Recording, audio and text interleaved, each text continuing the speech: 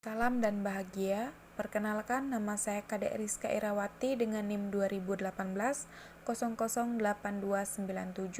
Video ini dibuat untuk memenuhi tugas mata kuliah Bisnis Internasional yang diampu oleh Bapak Lalu Supardi, SEMM. Rencana penjualan jalan tol oleh pemerintah. PT Waskita Karya Tbk kembali melepas salah satu ruas tol melalui anak usahanya PT Waskita Toll Road. Divestasi atau penjualan 30% saham ini dilakukan terhadap Tol Medan sampai Kuala Namu. Saham PT Jasa Marga Kuala Namu, tol ini dilepas ke investor asal Hong Kong, King Ring Land, dengan nilai mencapai 824 miliar. Kesepakatan ini telah ditempuh lewat penandatanganan transaksi di Kementerian BUMN. Direktur Utama Waskita Karya, Destiawan Suewarjono menyebutkan, divestasi ini merupakan langkah awal dari rencana pelepasan 9 ruas tol milik perseroan.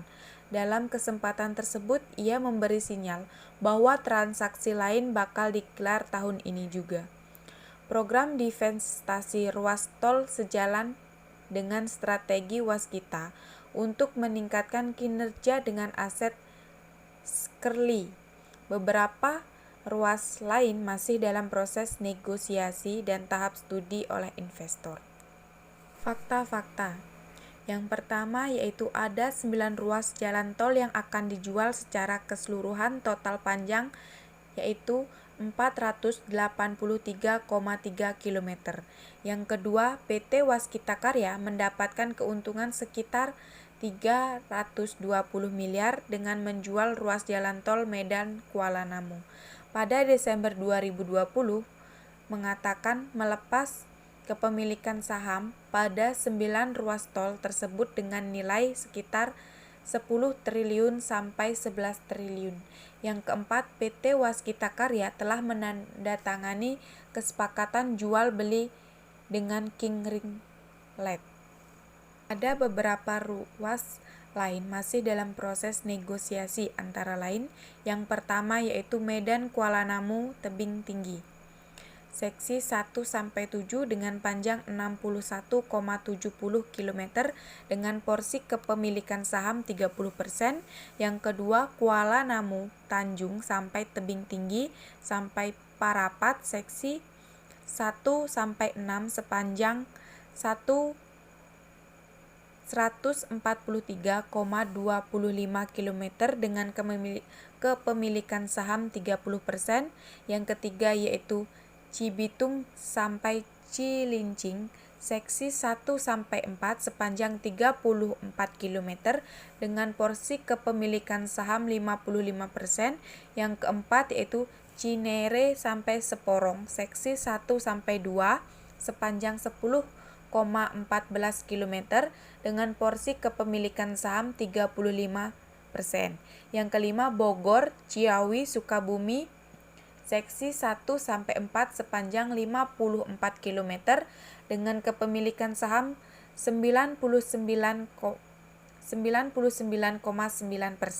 Yang keenam, Depok sampai Antasari seksi 1-3 sepanjang 27,95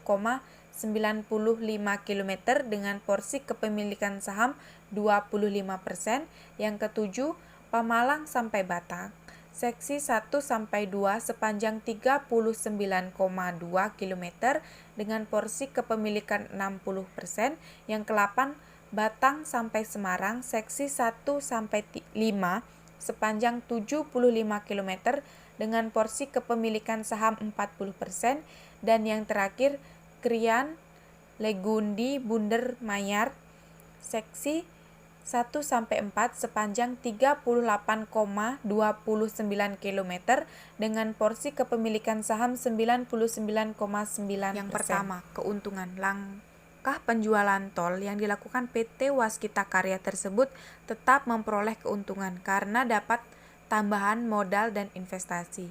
Nah, kerugiannya yaitu tidak adanya kerugian karena Penjualan yang dimaksud adalah menjual konsensi, bukan menjual aset negara. Mendukung atau menolak terkait rencana tersebut. Menurut pendapat saya mendukung terkait rencana tersebut karena tidak akan merugikan negara. Penjualan yang dilakukan juga secara konsensi, sehingga ketika masa tahun penjualan sudah berakhir, aset akan tetap menjadi milik negara. Selain itu, bagi PT Waskita Karya, dengan menjual konsensi ruas jalan tol, perusahaan mendapatkan keuntungan dan menyehatkan keuangan perseroan. Sekian presentasi yang dapat saya sampaikan. Jika ada kurang saya mohon maaf. Sekian dan terima kasih. Salam.